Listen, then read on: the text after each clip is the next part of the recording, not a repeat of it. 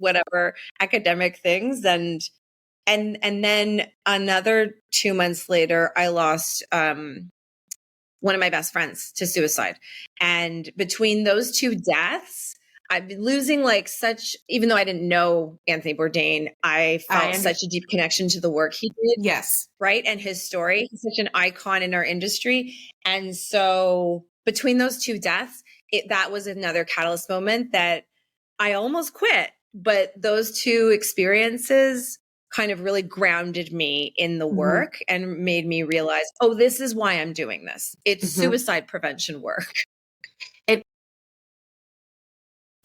In today's episode, I am joined by Hassel Aviles, founder of Not 9 to 5, a non-for-profit global leader in mental health training advocacy for the food service and hospitality sector. We chatted about Hassel's hospitality journey, navigating uncomfortable situations in the restaurant space, the idea to start Not 9 to 5, and their podcast We Have Lived, and so much more. Please note, we also discuss sensitive subjects in this episode pertaining to suicide. If you or someone you know is struggling with suicidal thoughts or mental health matters, please call or text the 988 Suicide and Crisis Hotline. Hi all, welcome to Hospitality Bites. I am your host, self-proclaimed hospitality hustler, Colleen Silk, and I'm joined today by hospitality expert, founder, and director of Not 9 to 5, Hassel Aviles. Thank you so much for joining me today. Welcome to the show and taking time to be a part of this project with me. It means the world to me. Oh, that's amazing. Well, thank you for having me, and thank you for doing this. So important for the industry. Well, I was just telling her before we started recording that I found out about her through my friends at the Burnt Chef Project out in the UK. Now we're back in North America, and my friend Jim Taylor as well filled me in a little bit about what you were working on. I've watched the videos, I listened to your podcast, and you're doing exactly what I hope to do, which is just providing more resources for our friends in the industry, stop making it so taboo to talk about things that make us uncomfortable, and really make it a place to evolve and thrive for the next generation of industry professionals. And I always get nervous when I have guests on who host their own shows. And ironically, that's happened to me a lot the last couple of weeks. So I really appreciate you switching with me and you being the guest and telling me a bit about you. Oh, I love hearing that. I mean, to be honest, I felt the same way. On my podcast, I loved interviewing podcast hosts, people that are usually the interviewer or not the interviewee. But no, it's a thrill. I love being on either side. Oh, well, I'm super excited. I've been wanting to have her as guest on my show for several months now. So we finally made it happen. It's a great way to kind of segue into, so let's bring it back to before Not 9 to 5. And you're kind of bringing up your, being brought up in the industry and where you started to where you are now. When did you start working in the service industry? A long time ago, to date myself. I am not a young baby anymore. But I was a young baby when I started. So I was 17 years old when I started. I am now 43, almost 44. So it's been a long time, decades. And absolutely. I will say, I haven't done a direct service job since early 2020. So it's been a few years since I did that. But I mean, I feel a little bit like it's like riding a bike. So, I feel very much like I miss it. And then also very much like I don't ever want to go back. It is definitely a little bit of both. I get it. Yep. Yeah. So I call myself now hospitality adjacent. So, I'm not directly in the industry in terms of culinary or service. But I was for most of my life. And, I started all the way from being a host and then to eventually owning my own restaurant and then launching other businesses and now running a nonprofit. It's crazy when everyone says, when they ask you, when did you start out? Almost everyone I talk to is either a host or a busser at some point in their life, and then slowly worked their way up to owner or management or executive chef. But you have to start somewhere. And I was a teenager also. I was 17. I don't know, 17 yet. I think I was illegally working, but that's most that happens in the industry. Sometimes you're not quite of age yet. And then here I am, a mom with one on the way and one at home and still doing it. And a lot of my friends are too. And it's I think being a lifer is something to be proud of. I used to not be proud of it. And I can tell that you're proud of the work that you've done, which is, again, going from ownership to now doing a non-for-profit that benefits the industry is incredible. Thank you for saying that piece about pride, because I think you're right. I think sometimes there's a lot of shame in this industry. And I really don't feel that anymore. I used to, but I really, don't anymore. I think that our industry actually has a lot to be proud of. I think all the different roles have a lot to be proud of in different ways. I think part of this feeling, though, that I'm tapping into or we're talking about is by design, unfortunately. I think a lot of times this industry intentionally tries to diminish people's accomplishments and their value and their worth. And so I think in all the decades of working through all this stuff, I've come to realize that it was by design for me to feel that way. And, even something I talk about often with Not 9 to 5 is like even our own government. So whether you're in the US or Canada, across North America, a lot of the roles in this industry are still called unskilled labor or low skill labor. So frustrating. Which is mind blowing. Yes, I agree. It's so frustrating. It's so disgusting, insulting. But that's what I mean. It's completely insulting. It's also just wrong because let's be honest, there's millions of skills required to pull these jobs off. Yes. But when I say by design, that's what I mean is that like even our own governments kind of pigeonhole us in these roles almost to make us not feel proud. But I've now come to understand that they're wrong and we actually have a lot to be proud of. There's a lot to change, but that doesn't take away from the fact that there is so much to be proud of.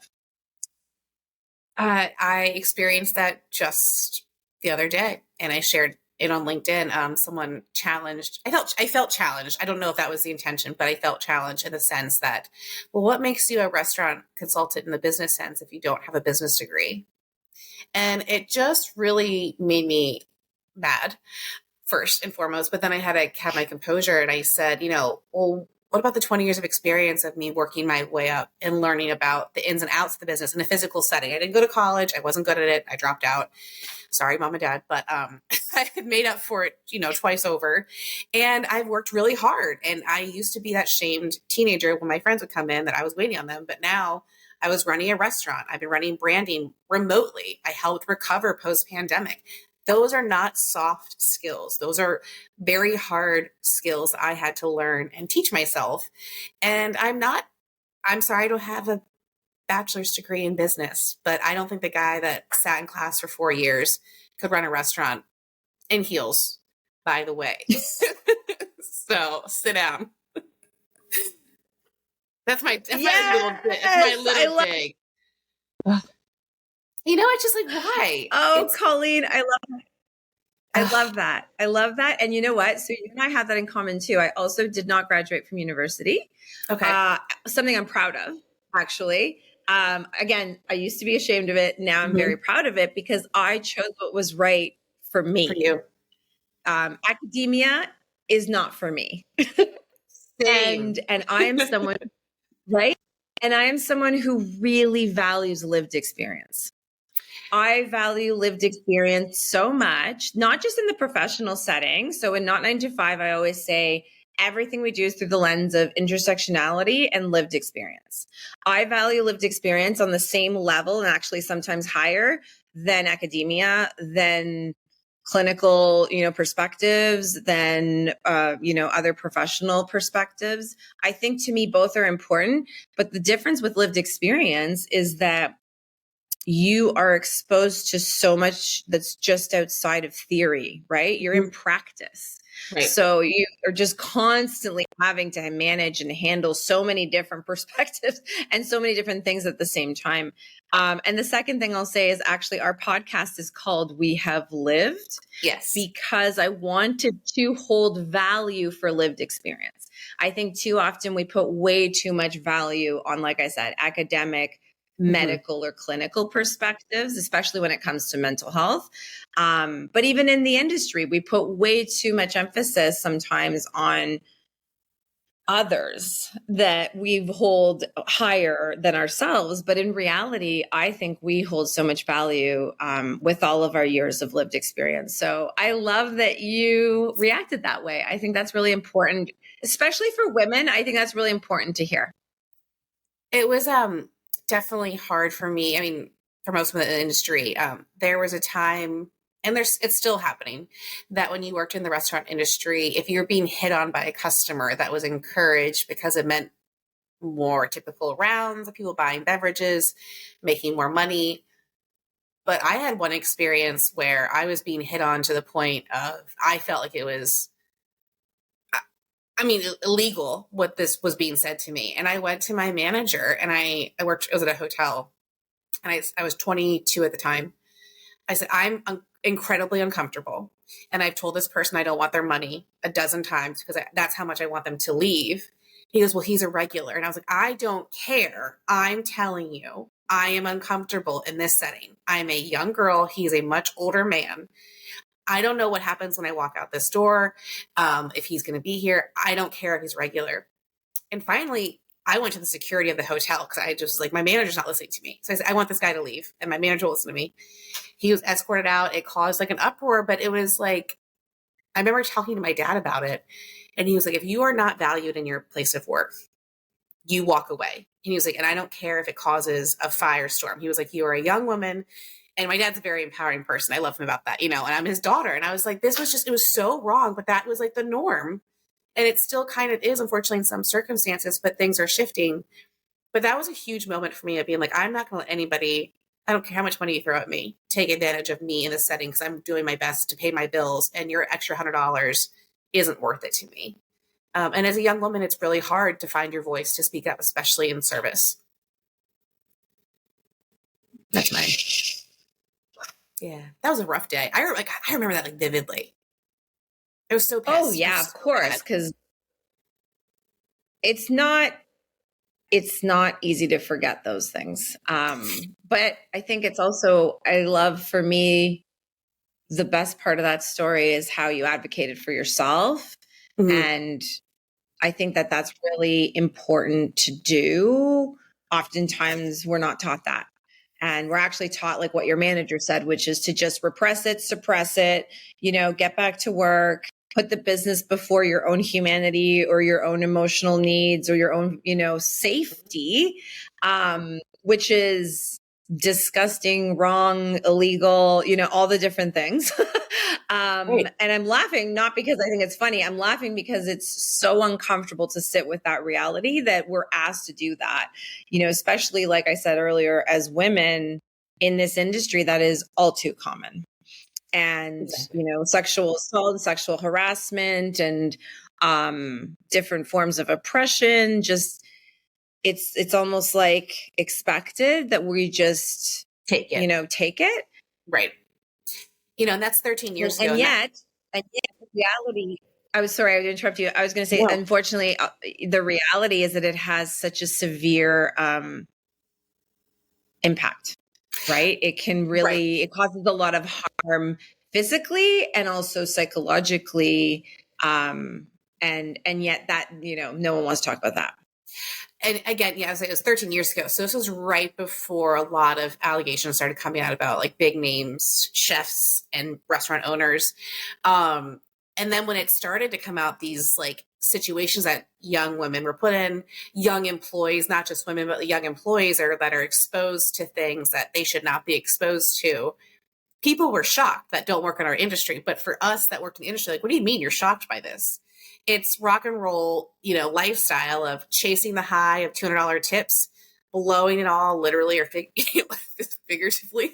And then you go back to work, and like, it was just encouraged to live that lifestyle. And I think that was, the time of like food media really popped up. So people were striving to have this like celebrity status of restaurant life and, making it big, but it really was doing a lot of harm that people did not know was happening behind the scenes. And that's where I think, like, again, what Not 9 to 5 is doing, you have resources that really touch on all these huge moments in, I would say, our industry's life. And you have resources for that.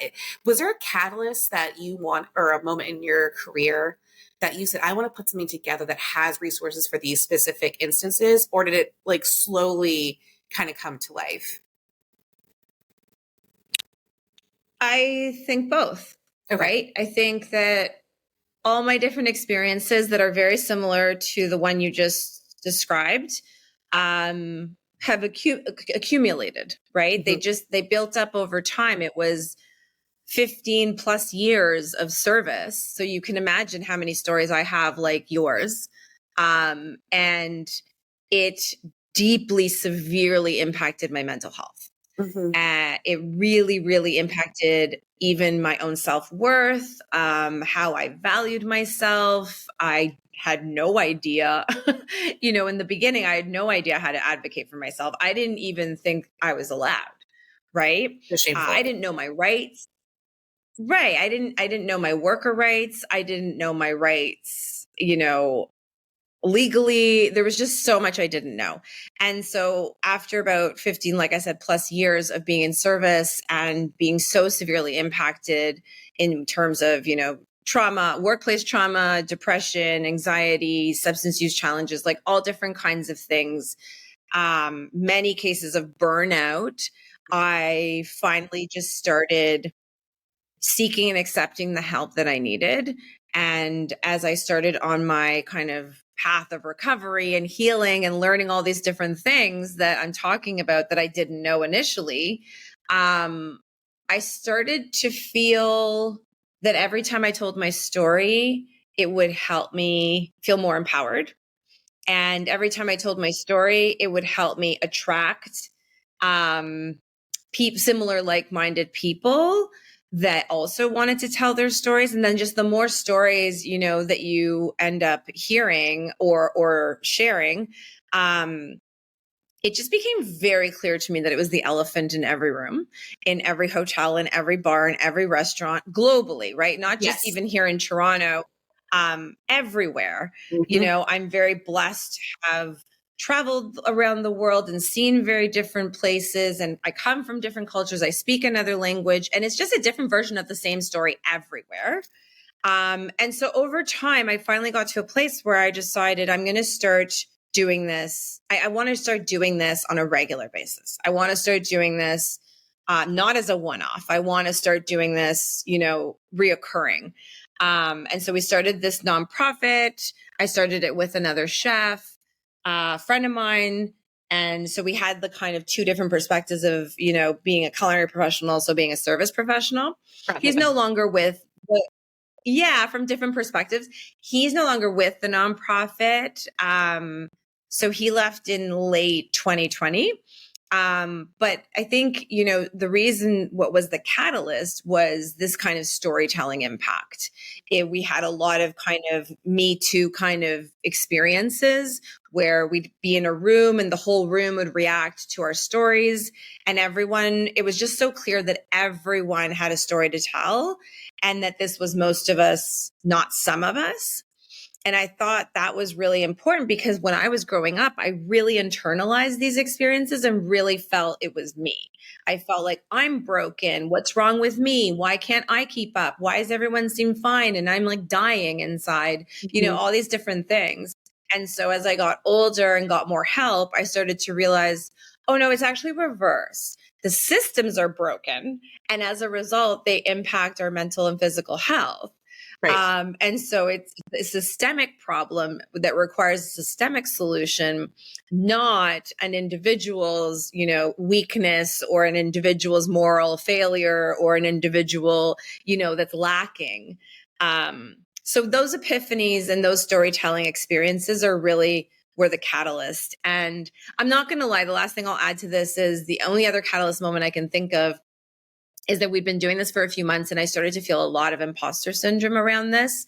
I started to really feel like, who do I think I am doing this kind of work? I don't have a degree. I don't have, I'm not a mental health professional. I don't have letters after my name. I don't have a lot of the like qualifications or whatever credentials that you would expect from this kind of work. And this was before I started to really realize the value of lived experience. And then Anthony Bourdain died. And when he died in June 2018, I all of a sudden realized that I'm doing this for so many other reasons that have nothing to do with all those other titles or whatever academic things. And then another 2 months later, I lost one of my best friends to suicide. And between those two deaths, I've been losing even though I didn't know Anthony Bourdain, I felt such a deep connection to the work he did. Yes. Right. And his story. He's such an icon in our industry. And so between those two deaths, that was another catalyst moment that I almost quit. But those two experiences kind of really grounded me in the work and made me realize, oh, this is why I'm doing this. It's suicide prevention work. And isn't that wild that the death of someone like Anthony Bourdain, if you speak to anyone in the industry, because I talk about him frequently, and we're actually doing an event right now, walking around the world for the Burnt Chef Project in honor of Anthony Bourdain. He was so blunt about the industry and the bullshit that we experienced. And people almost thought it was comical, but he was, being dead serious about doing lines in the bathroom, getting incredibly fucked up in the kitchen. And when he decided to try to his best of his ability to turn that around and really embrace what food is actually about and living your best life and immersing yourself in these experiences and these cultures, really a lot of us in the industry were that's why we do this, is because we want to be immersed in other people's lives. When you wait on a table and you're oh my God, we're here for my son's birthday and, we lost my dad, and you're and they tell you these things their therapist is wow, they trust us. We want to give them these experiences. All the fame and all that other bullshit is just a small part of it. It's not the whole thing, but it's so ingrained in us to make sure that we're making the money and we're living up to the name of the restaurant and all the stars and all that crap, that you feel bad if you don't do a good job. And it's such a mind fuck of man, I should have turned my table faster because my boss is staring at me, and it's hey, their apps took too long. And then you go home and you have the anxiety, and it's no other place that I've ever worked where I felt that in a normal setting of oh, I didn't make my quota for the day and my boss is going to read me out about it. So yeah, when Anthony Bourdain died, it was wow, if he had everything, quote unquote, in the top of his game in our industry, and he couldn't do it anymore, what the fuck are we doing? It was just so, it was shockwaves. And I think that he would be really proud of people like you and the Burnt Chef and Ben's friends and these people that took really tragic moments from his life and have turned it around to make the industry better, because that's what he wanted, was for us to live in the industry and love it as much as he did. I think he would kind of be what the fuck are you guys doing? Idolizing me. That was so not what he was about. But his life. I think he would say that, actually. Yeah. I think he said that. Oh, it's just he's what do you mean? Why are you idolizing me? I just got to eat. I eat food and I travel the world. You can do that too. But to your point of wow, when he died, it was your aha moment. And then to lose your friend, it's all right, enough playing around. People's lives do matter. The industry matters. How can we make it better? So I think that you should be so proud of having that moment, as shitty as it was, and turning it into something incredible. I hate when we have catalysts like that, but I had an experience that changed my life. So I'm in the same boat that you're in.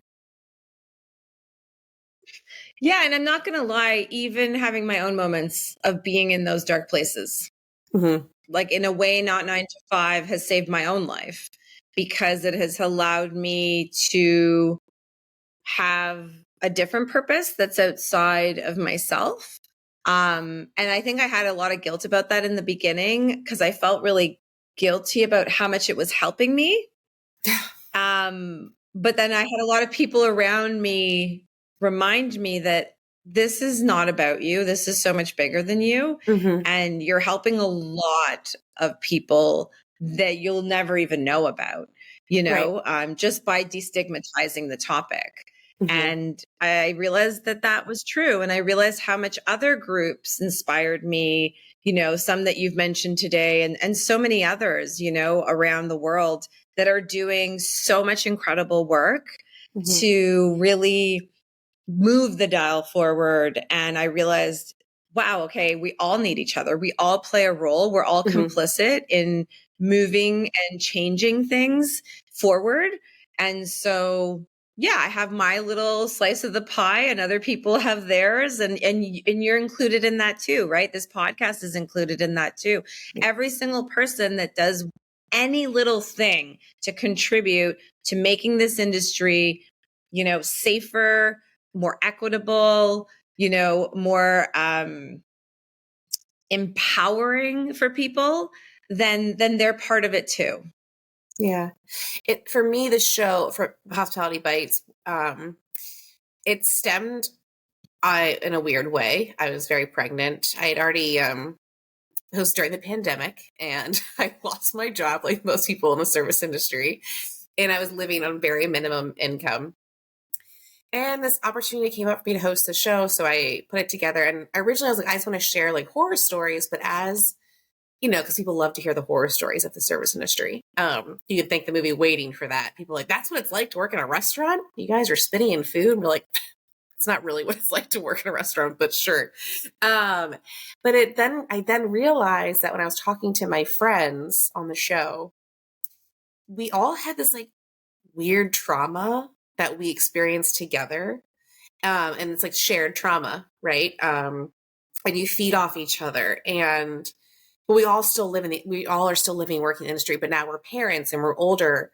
But like moments that happened 10 years ago, we still talk about because it was such an impactful, really shitty day that we will never forget. And I was like, wow, maybe there is a place to talk about some of the horror stories, as well as like, what are the resources that people can go to now to address these issues if you're going through it, now, or what are other career opportunities within the industry? Because the hospitality industry is so much more than just waiting tables and running restaurants. We have food media. We have the people like us that host podcasts. We have mental health resources that are like people that actually worked as chefs that are now helping coach and give you life lessons and how to navigate these things. It's a much broader world than people realize. And I want to be a part of that. And that was like kind of how this show has evolved over the last couple of years. It wasn't meant to be just one thing. I wanted to keep pushing it forward. And that's what I feel like you're doing with Not 9 to 5 is it started as one thing and it's now evolved over the last couple of years, including this podcast that you just came back with. You guys just started recording again, right? So we started launching episodes again. So we've pre-recorded the whole series. Oh, perfect. Okay. So yeah, everything was done quite condensed. Okay. Like typical hospitality, let's go hard kind of thing. Yeah, because it's in multiple cities. Mm-hmm. Well, yeah, I mean, I come from that industry. It's still in me. It's still part of me. And I know how to do that. Like I know how to do intense, massive, huge things, and do them really fucking well and perform to the most high standard imaginable. And then, it's like wild. So it's funny. I agree with you. I don't think hospitality is about taking food on a plate to someone and feeding them. I think there is so much more. For example, the unrecognized emotional labor that's required with even interacting with that many people all the time. I mean, when you're dealing with hundreds of people in a night and every single person that you communicated with felt good, got what they needed and left smiling, as far as I'm concerned, you have the highest standard of execution in terms of, people skills and body language and understanding facial expression, empathy, compassion, like the amount of work and skills and emotional labor that goes into being able to speak to that many people, even if it doesn't go well, because then there's also correcting that and knowing how to de-escalate situations. De-escalate. Perfect word. It's wild. Like the skills I learned in restaurants, these skills I have carried into so many other industries and so many other roles, and even being able to do a podcast. I mean, I had no place being the host of a podcast. I'd never done all the time. I'd never done that in my life. And yet I can't tell you how many people have written me and told me like, oh, so like you do this all the time. Like, blah, blah. I'm like, I literally had never done that in my life. That was the first time I ever did. And I do this though in my career. I look at my career and I'm like, I started an events business before I had ever done a single event in my entire life. I started a nonprofit before I had ever worked in a nonprofit in my entire life. That's huge. I've produced a podcast. I've hosted a podcast. All these different things I had no fucking place doing. And I'm crying for those that are listening right now. I'm crying because I relate so much to it, and I'm in a very hormonal place. So I'm just like, I'm just so proud to talk to someone like you that like makes me feel good about what I'm doing, because I feel very similar about where I am right now. So I'm done being emotional, but I'm crying in the background for those that are listening. But it's okay to cry and it's okay to be emotional. I cry about this stuff all the time. You know, like it is a very emotional experience to be alive. And I think it's crazy, this idea that we're not supposed to show our emotions. That's like asking me not to breathe. The human beings, we're emotional beings that sometimes think. We are not thinking beings that sometimes feel. So this idea that we live in a society where emotions are supposed to be, or an industry where emotions are supposed to be repressed and suppressed is dehumanizing. It's dehumanizing. So I celebrate emotion. I celebrate humanity. I love that you're impacted by something I'm sharing. And it really was my story. Like it really is my story, and it's your story, and it's so many other people's stories. And I guess all of the reason I'm sharing this is because I think it's important to remind ourselves that it's okay to do things that we have no place doing, you know? I love that and the so much. only thing you need, it's so fucking important. The only thing you need, the only thing I have used to be able to pull these things off is that even when I don't know what the fuck I'm doing, I believe in myself enough that I will figure it out. That's so and great. that I will surround myself with people that will figure it out with me, you know, that have those expertise. Yes. And that's huge. With what you're doing is, you know, having a team that like supports what you're doing and then can be the expert in that field. Cause you're the expert when it comes to the hospitality part of it, right? Like when you have these conversations, you have other like right now we're having this, you're a hospitality expert, I'm a hospitality expert, but I'm learning so much just by listening to some of your background and how the show came to life and why you named it what you did is really crucial. So you did like cluster recording. See, that gives me anxiety because I was like, I used to do that. And then I was like, I don't have time to edit. I don't have time to get this shit out. I don't have time to write anything. So now I do it every other week. And it's like been a much better pace for me because I've worked so hard not to put the pressure on. I used to be a very pressure filled, like I lived off of pressure. Like that was like, what do I have to get done today? How many things can I accomplish in a 1 hour setting? And now it's like, I cannot do that to my mind and body. Physically, I'm not able to do it. Because you guys shared that on Instagram that you took a little pause and now you're breathing again. I think that's great that you acknowledged that. Was that something that you knew you were going to do, was take a pause from the releasing of episodes? No. Okay. No. And here's the thing, Colleen, you're producing your pod, you're editing, you're writing, you're doing all these things. I hired people for that. So you know what I mean? So so all I'm saying is don't ever compare yourself to someone else because you don't like, it may look like I'm doing everything. I'm not, I'm absolutely not doing everything. I don't know how to edit. I don't know how to, you know, do certain things and I figure things out, but I've realized over time that like, you just have to figure it out for you. So if you figured out for you that the, you know, weekly record, monthly, or whatever they are recordings work better, amazing. That's exactly what you should be doing.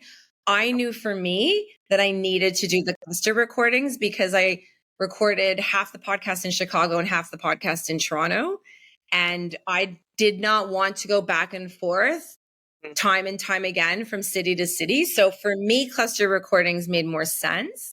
I did have to go to Chicago twice, but that's not the same as going like 8 times or whatever, right? Right. 100%. And so it worked for me. Also, mine is a podcast series, which means it's a one-time 14 episode series, and then we're done. That's it. Right. Like we are not going to be a season 1, season 5, season 12 podcast. That's not what we set out. That's not what I set out to do. In the future, who knows, we might do a different series, but for now, we really wanted to focus on one series. And so the cluster recording for me worked really well, but I can definitely, I guess, relate to what you're saying in that it's really not for everyone because it's super, super intense. And not everyone can show up as their best self when they're doing something like that. Right. I was able to because I did a lot of mental and emotional preparations to do that. You also have little kids. Like I have teenagers. It's really, really different, you know? And so anyways, just a reminder, like not to compare yourself ever because you never know what's going on behind the scenes. And, you know, all of our lives are so different.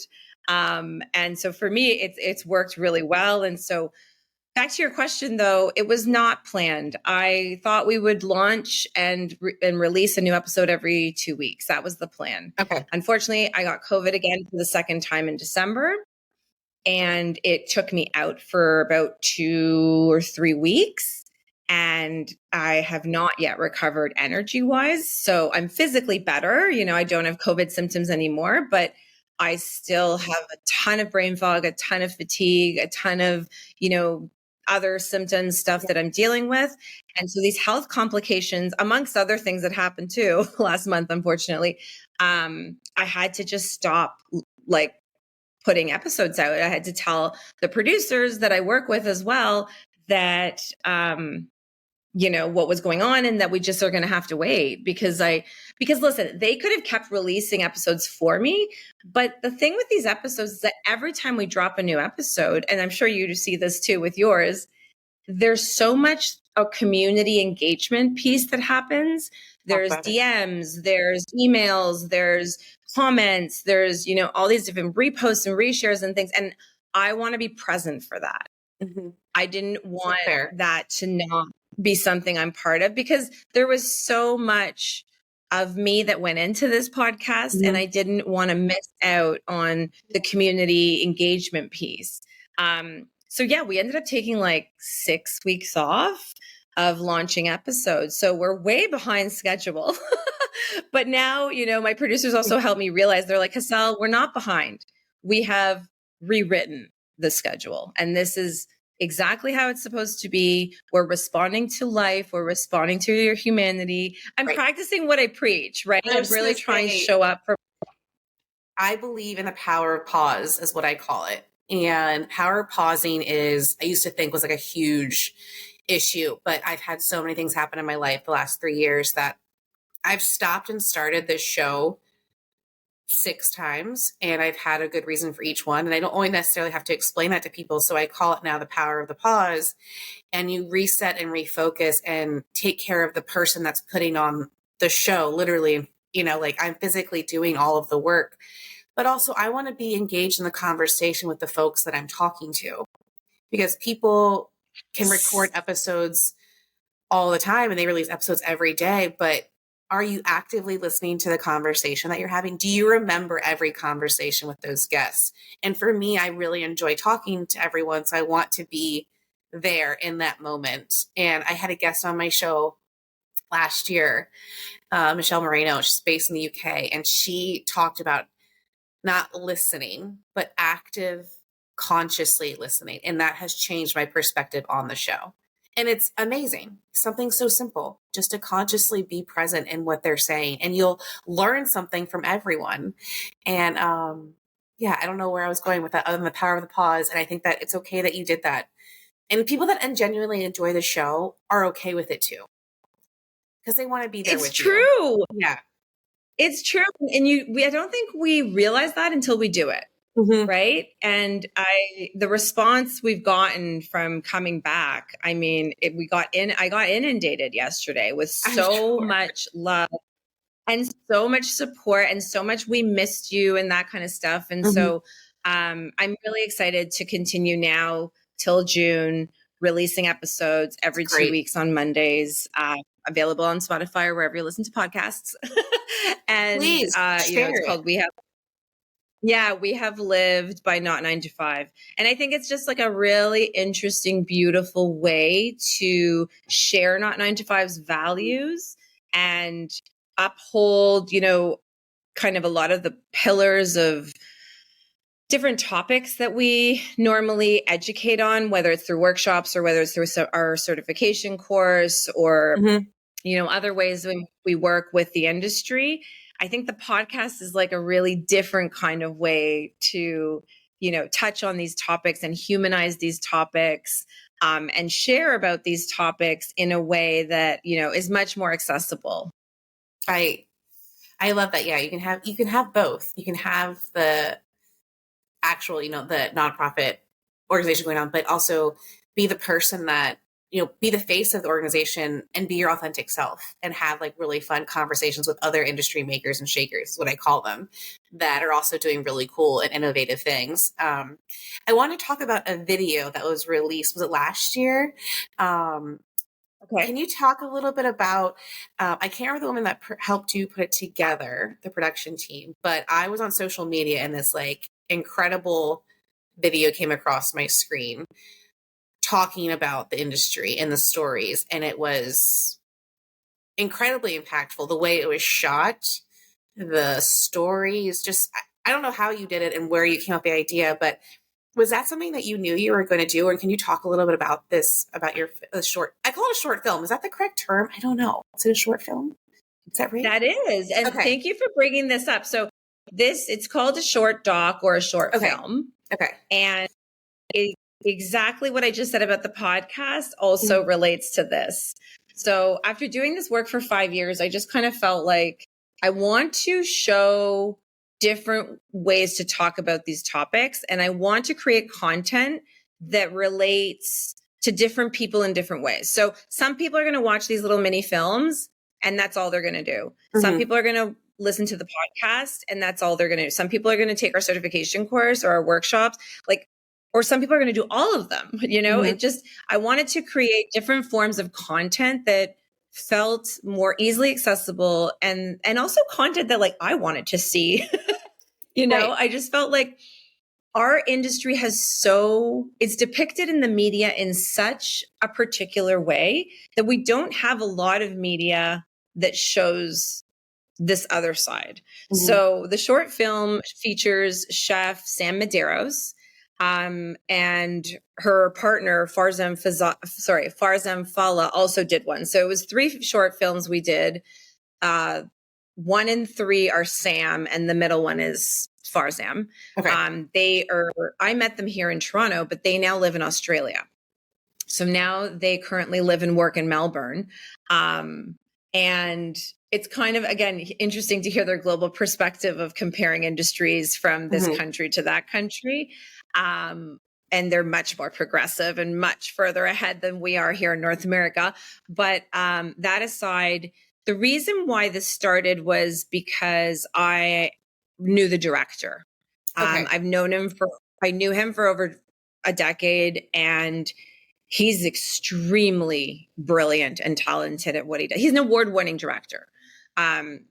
So we had talked for a long time about how could we shoot something for Not 9 to 5. And he had approached me and he put this forward, and I loved the idea because I've worked with him before. So I knew there was trust and safety there. I'm very protective of Not 9 to 5. So I don't just work with anyone. But because we had this pre-established relationship, it took us about 2 years before we put that out. And it's funny because it's 2 minutes. Right.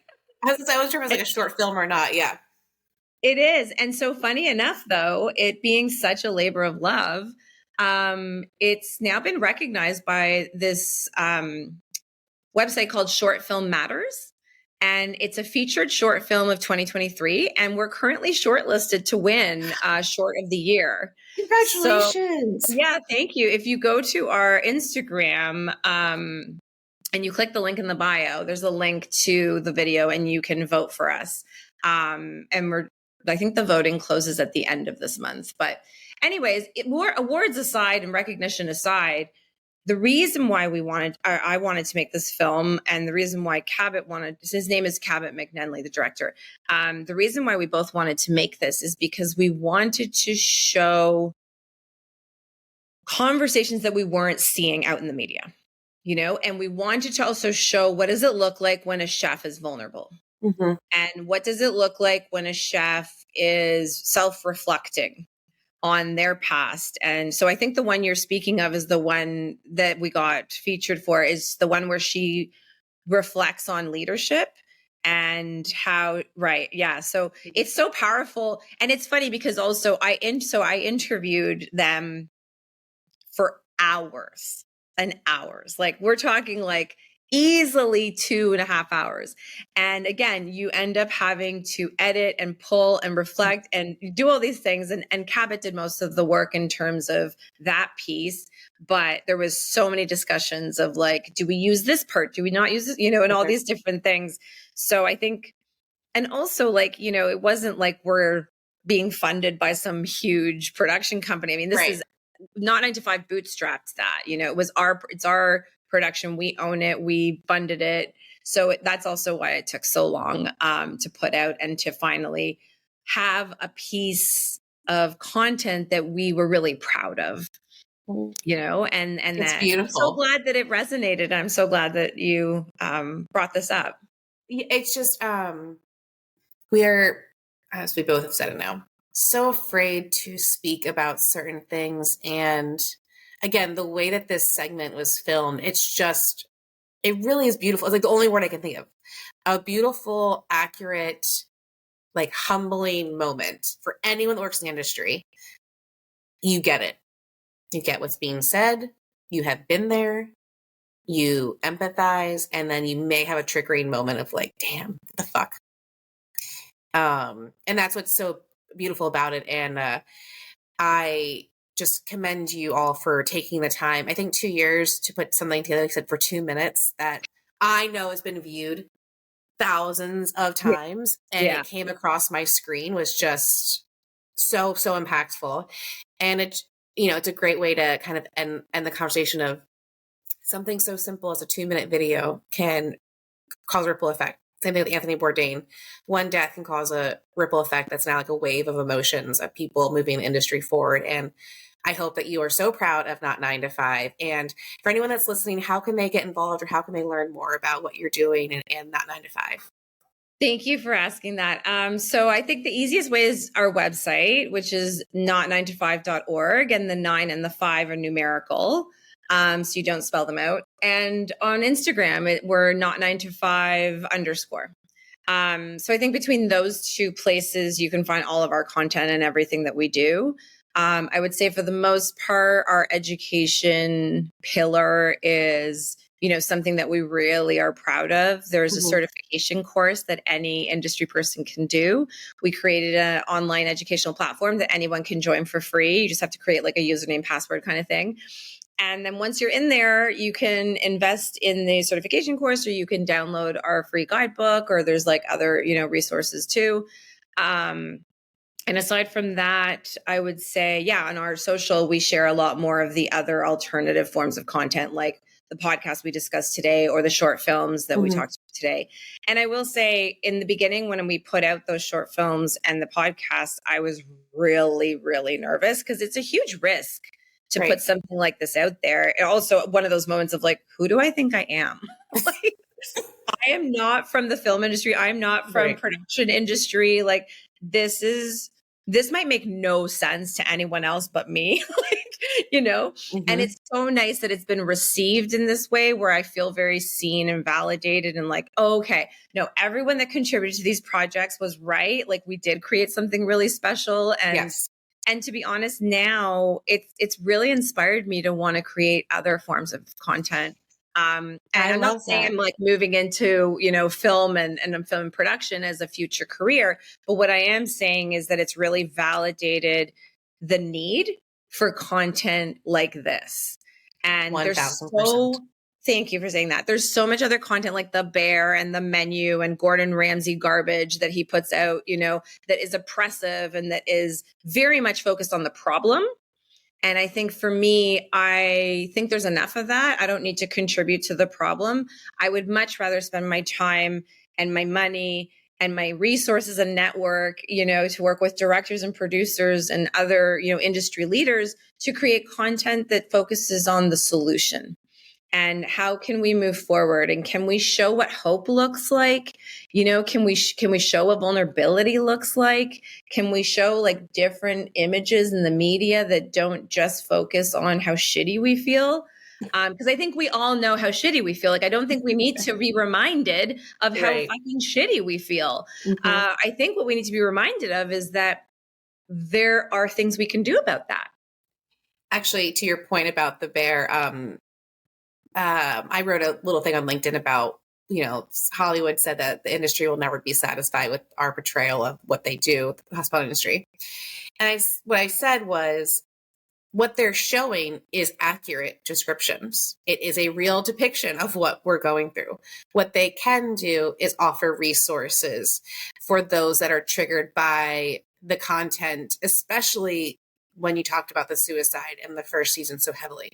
Because so many of us were like, oh God, we've all been there. And which is horrible to say, and it makes me sad, or the addictive moments within the show, and getting help. And that is just the one thing that I think all of us that are advocates for mental health in the service industry, and most service professionals, if they could have something of like, if you need help or you're triggered by this content, please visit blah, blah, blah. And there's so many organizations. And that was what I shared. And a lot of people resonated with that. And it was a very authentic thing that I said and I felt, because I enjoy the show, but I'm like, oh my God, I feel so overwhelmed by the end of the episode.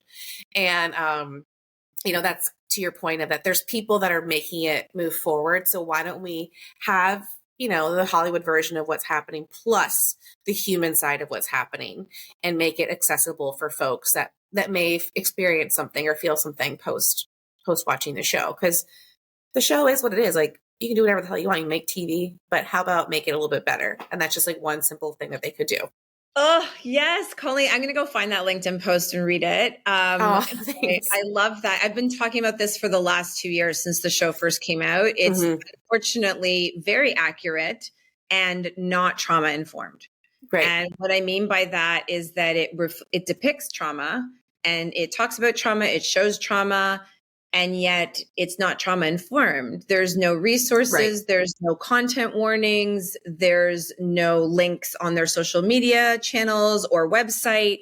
When the actors are interviewed, they're not media trained on mental health challenges and substance use challenges and suicide prevention and all these different things. And it's a problem, right. And to your point also about the episode affecting you, I had the same experience. When I finished season 1, no, it was the second last episode, not the last episode. The one where the chits all go and, everyone knows what I'm talking about. And the way they shot it, this was by design to create these feelings that stirred up for us. Yep. But my back blew up in hives watching that episode. God. I had physical reaction. I had an actual physical trauma reaction to watching that episode.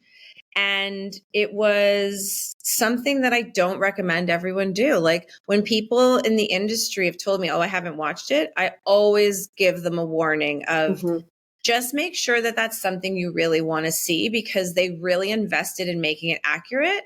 And sometimes, even though you might think I'm ready for this, your body might have other thoughts on that. Like mine did. I thought I was ready to watch a show like that. And when I did, my body disagreed with me big time. And so I agree with you. There's a lot of pieces missing in putting content like that out, and you're right. There's so many resources out there. It's really not that hard to share. Right. And there's other shows that exist. Like, I've seen the show Physical on Apple TV Plus. It's about disordered eating and eating disorders. Mm. And they have a content warning and they share resources at the end. And apple.com/gethelp is a link they created. Oh, wow.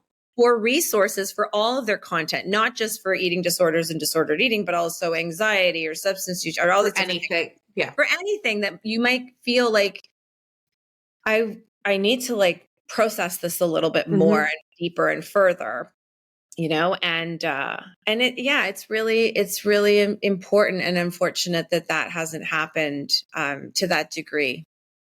I believe there might be a change with that. I think that there's been enough people within our, I would say our circle of mental health advocates for the service industry, or people that just love the industry so much that they want the show to succeed, but they're asking can we please do something to make it better? And Jasmine Parks Papadopoulos from Chow, she had me do a little video and I signed her petition. And it's, again, not to stop the show. It's let's make the show better because it is so relatable that so many of us just want to see it be better than what it can be. Because, again, the actors are the actors. I don't feel like it's their responsibility to, have all this media training. But if they just took one course of hey, they've invested so much time in learning about culinary and hospitality, let's just can you throw one more in if possible? Or just ask us people that are talking about it, why is it so important to us to do that? Because you might save someone's life. You don't know. I agree with you 100%. Yeah. So it's just, so if you're listening, Bear producers over at Hulu and Disney, whoever the hell put this together, I don't know, you guys are all blended together. Well, the thing is, that's the other piece too, is that the film industry has its own complications, which is something I've learned a lot over the last couple of years. So there's a group here in Canada that it does similar work that Not 9 to 5 does, but for the film industry. So we focus more on culinary hospitality and they focus more particularly on film and TV production. And her and I have become really close because we do such similar work. Right. And I've learned over the last 2 years that our industries are actually very similar in the systems of oppression that exist within them, and the lack of resources and the lack of support and the lack of acknowledgement that exists around the impact the industry has on people. And it just brings me back to, again, another reason why I started Not 9 to 5. And this is something that I was quoted on, I think in 2019 or 2020. This is a long time ago, a couple years ago. And it was that I think, we focus so much on the sustainability of products and of ingredients in this industry. And what Not 9 to 5 and the work that I'm doing is trying to shift is to put the same focus on the sustainability and ethical treatment of the people that grow and cook and produce and serve, everything we consume. It is a real thing. People are just as important as the products that you're saving a penny on. So why don't you I would argue they're more important. Because at the end of the day, you can invest all the money in the product. You can have the nicest restaurant or hotel or bar. You can get the best equipment and the most incredible interior design or whatever. But if no people show up to work, you don't have a business. Oh, man. If business owners could just hear that and understand. Jim Taylor, I know you're listening. You always talk about that. Sustaining your people is the most important part of your business. I do. I really think that people are the biggest asset of every business in this industry, because they are the ones that really uphold and, distribute and share and, execute on the most pivotal moments of that business. Yeah. We say we're a family, so let's treat each other like such. So, yeah, I mean, that saying is so, I think, problematic too, because it's very manipulative and it manipulates emotions, especially for a lot of people that may not have quote unquote traditional families. Right. So I would say I agree with you in sentiment. I don't agree with that statement, because I think saying we're a family in a work setting is super toxic. But I think it's important to, like what you're saying, is that if we really truly are saying that we care so much about each other, then that means our actions and behavior have to also align with those words. And that's where like the resources about not 9 to 5 come into play, is that let's provide what we can to our people that we say we care about when we're so intimately put together, for more than we are with our actual physical families. That's just the reality of it, right? So I will end it on that because I've just thoroughly enjoyed talking to you. I can talk to you all day, truthfully. So, but I'm just a one-person show, so I can't. But I want to thank you again for joining me. I will share all the information about Not 9 to 5 and how you can get involved. Thank you all for listening. Remember to check out hospitalitybites.com for more information on my show, my services in the hospitality space, or how you can contact me directly. And as I always say, please be kind to yourself and take care. It was so great chatting with you, and I can't wait to share this episode the next few weeks. Thank you, Colleen. Yes.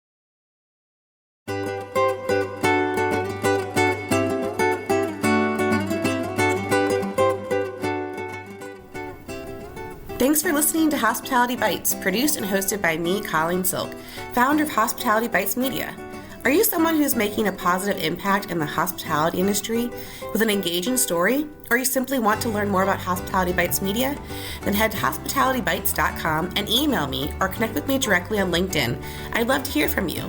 Be sure to favorite or subscribe Hospitality Bites and leave a rating of today's episode. And stay tuned for new episodes every other week.